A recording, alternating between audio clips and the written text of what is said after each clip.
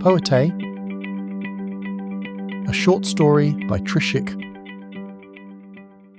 At 4 every morning, the severely annoying sound of a gradually intensifying, prolonged and near-deafening yawn would obliterate the tranquility of a sleepy northern neighbourhood, slowly waking up to face another day in the cosmopolitan city of Kolkata, in the eastern armpit of the Indian subcontinent.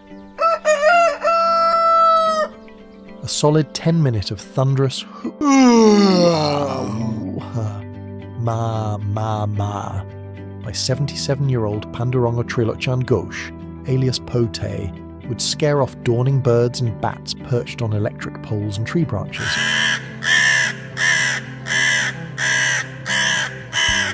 Some cover their ears with the palms of their hands.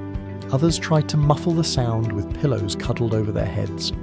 Poetay's legendary yawn was one of the many noises played by the septuagenarian every morning, not to annoy his neighbours, but to prepare himself for the day.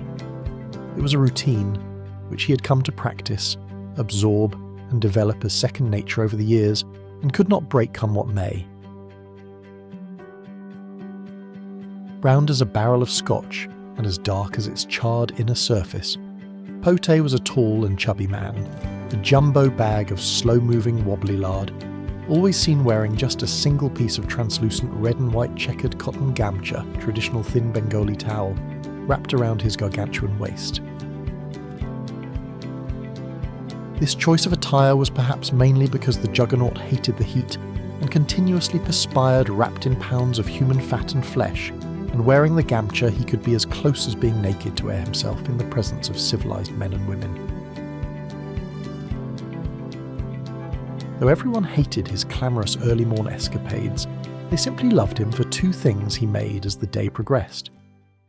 With the break of dawn, as smoke from charcoal cinders of tea stalls filled the morning air, Poetay would continue with his irritating cacophony stirring up everyone's hair.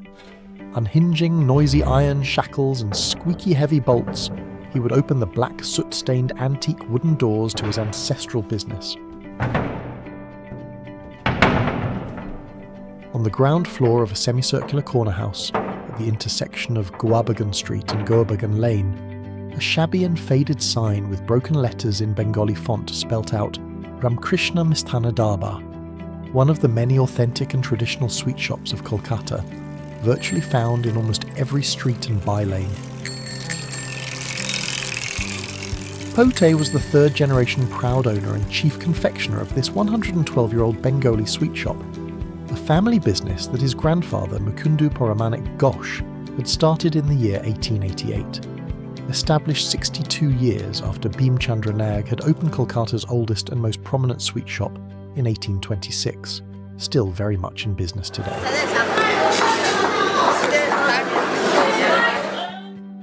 Back in the heydays, Poetay used to make a variety of sweets, the art of which he had picked up from his late father, Trilochand Mukundu Ghosh, who had picked it up from his in the early 1900s. Amriti, Balushahi, Barfi, Bonde, Chandrapuli, Chena Jilipi, Chomchom, Danadar, Darbesh, Dudpuli, Goja, Gujia, Jilipi, Kachagola, Kalakand, Kalojam, Kirkadam, Kirpotul, Kolarbora, Komolabog, Lobongolatika, Langcha, Lediken, Malpua, Mishti Doi, Mishti Shingara, Mihidana, Moa, Mohanbog, Monohora, Narkol Naru, Nikuti, Pantua, Patishapta, Payesh, Peda, Rabri, Rajbog, Rasmalai, Roshogula, Sabhaja, Shondesh, Sitabhog, and Swan Papdi were the 43 sweet items that were ever made in his shop back when the business was booming, either throughout the year or during particular months, depending on pujas, festivals, and seasonal ingredients.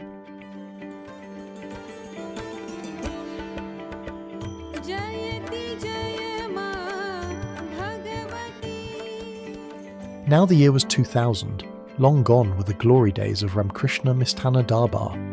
Poetay somehow barely managed to keep the doors of his business open. His shop now just made one sweet and a salty item. Though these 2 everyday delicacies were quite famous in the locality, they were not sufficient to rekindle his dying business. He had further become very complacent and lacked the zeal and enthusiasm to innovate. Being grotesquely obese from a very young age, mainly due to constantly inhaling sweet fumes and tasting confections in the shop kitchen every day. He could not find a girl who would like him, and remained unmarried hence. For this, he was issueless, and always worried about what would happen to his beloved shop after he kicked the bucket.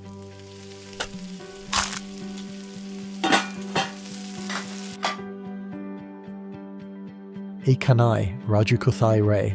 Hey Kanai, where is Raju today?" inquired Poetay, waking up one of his last two remaining assistants, who usually slept on the red cement floor beside the simmering hearth of the shop's smutty kitchen.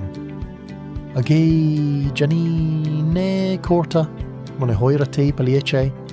"Don't know, boss. I think he ran away in the night itself," replied the emaciated Kanai, with an equally annoying yawn as that of Poetay. Slapping his plumpy cheeks with the palm of his chubby hands, the old confectioner cussed in frustration. "Baita Hindustani nigger topa felice." Damn Hindustani must have lured him away.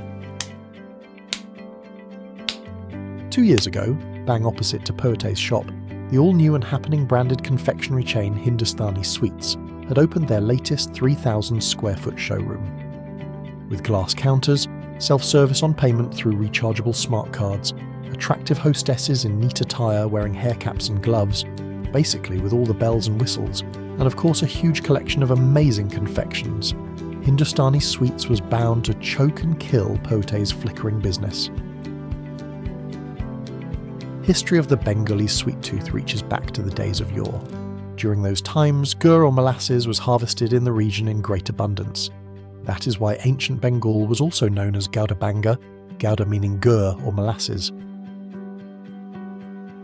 Sweets of the Bengal region have been chronicled in historical books like Manasa Vijaya Kavya, written by 15th century Bengali poet Bipradas Pipilai. In his book, the bard goes on to explain how varieties of pithi made from rice flour, jaggery, kheer, condensed milk, and koya, milk solids, with coconut and sugar stuffings were an integral part of Bengali rituals and festivals during the 1400s. Many varieties of sweets were made from koya and kheer, while fruits were also used to spice up things. Sweets like nardu, a globe of coconut, moya, an orb of flattened or puffed rice, both mixed with sugar or molasses, were also popular during those days. Chana, or cottage cheese, which forms the very basis of a majority of Bengali sweets today, conquered the Bengalis' taste buds much later during the 1600s. It came along with the Portuguese when they invaded Bengal in the month of August in 1498.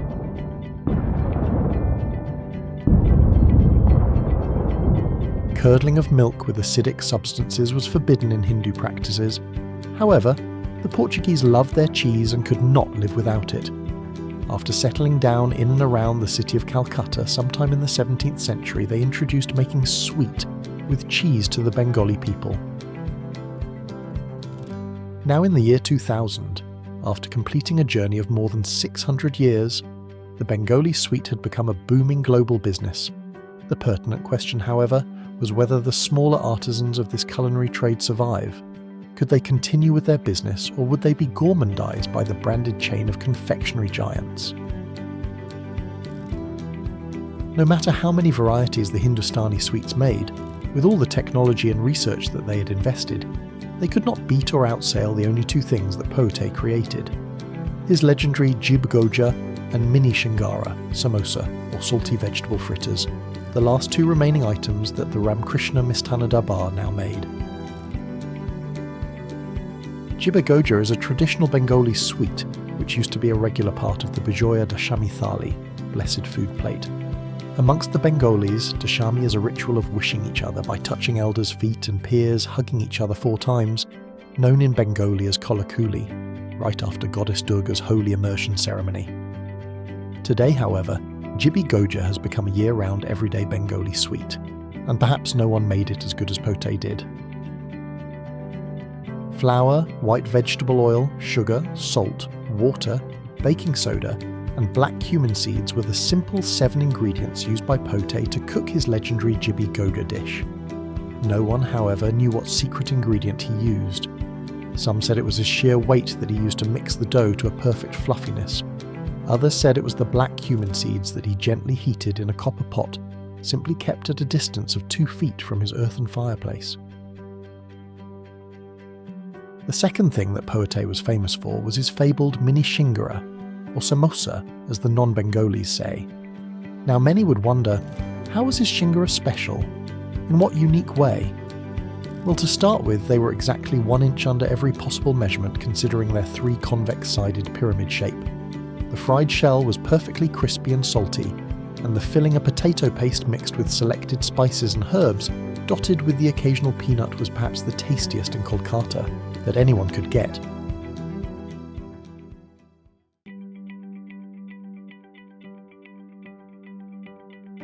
"103-year-old Haripada Pal, the visionary founder and owner of Hindustani Sweets, a living legend in the Bengal sweet circle, irrespective of all his fame and fortune, was having sleepless nights. The centenarian had heard about and tasted Poetay's legendary Jibi Goja and mini shingara. He mulled over how his chefs could not replicate its taste. He had achieved so much in life, but brooded over how Poetay's name would always be above his when it came to Jib Goja and shingara in North Kolkata's Gwabagan region. Though the Ramkrishna Mistana Darbar hardly posed any threat to his global business, it hurt Haripada's pride greatly when people preferred Poetay's Jibi Goja and shingaras, cooked over an earthen cinder fueled by wood fire, above the ones made over Hindustani's gas oven flames. Driven by this petty senile jealousy, the antediluvian had hatched a scheme to destroy Poetay's business. He gave 100% focus on his Goabagan store and nothing else. For the past 1 year, Haripada made sure that all of Poetay's assistants left him to join Hindustani on much higher pay scales. He thought that by hijacking the employees, not only would he weaken and destroy Poetay's business, but might also get the secret recipes from the defecting assistants. Haripada was at the brink of destroying Poetay's livelihood. Most of the fat confectioner's assistants, apart from one, Kanai, were all now happily cooking in Hindustani Sweets kitchens. "Nikoma deki kichui janish netora, useless buggers, none of you know anything," shouted old man Haripada, nearly coughing himself to death, while addressing Poetay's defected assistants at the back office of the Hindustani Sweets Goabagan outlet. Beating his gold-handled, intricately carved mahogany cane on the teak woodworking desk, the old geezer ventilated for breath as he screamed, "Tora Q Poetay Rana Janish Na, de Hoija Ekan Thike. None of you know Poetay's secret recipes. Get lost, I say." With such anguish and tension progressed Haripada's days, while Poetay too barely managed with only one remaining assistant, Kanai, who was pretty useless anyway. Poetay was even finding it difficult to pay his landlord, who wanted to rent out his lucrative corner property to any of the many businessmen willing to offer him much more than what Poetay could ever pay. Haripada hated being a villain. Deep down, he was kind-hearted. He had risen in life through many hardships and felt terrible destroying Poetay's business. Though outwardly hostile, he respected the fat confectioner from inside. Immersed in this mental tug-of-war between good intentions and false pride, one night after much thinking, a brilliant idea finally came to Haripada's mind. Next morning, the rickety old-timer walked over to meet Poetay. Dropping his stick, he caught the fat confectioner's hands and sobbed, begging for forgiveness. Before dying, he did not want to leave behind an act of hatred and spoil his lifelong legacy of goodness. That day, Haripada struck a deal with the fat confectioner, through which Poetay would continue to make the 2 items from his shop, which would now become only a kitchen closed to the public for any kind of sale. His Jibi Goja and shingara would be exclusively sold from Hindustani's Goabagan outlet, from a dedicated counter branded Poetay's legendary Jib Goja and mini shingara promoted by Haripada Pal. According to the deal, Poetay willed the secret recipe of his Jibi Goja and shingara to the Hindustani Sweets, only to be opened after his death. For this, Poetay was handsomely financially rewarded, supplied with assistants, did not have to deal with customers anymore, and his landlord got out of skin being aptly paid. Haripada passed away the day after he signed the deal with Poetay. Perhaps it was his bad karma which had kept him alive, and when finally he shed his hatred and wrong ways, doing good by everyone, the Almighty finally took him away. Poetay lived for 10 more years and passed away in 2010.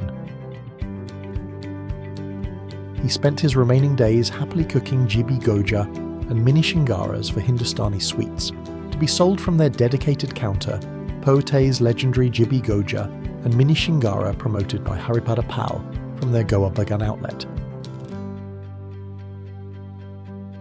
After his death, when Poetay's will was opened by the next generation owners of Hindustani sweets, they respected all of the wishes of Haripada Pal and Pandurango Trilokchan Ghosh, alias Poetay.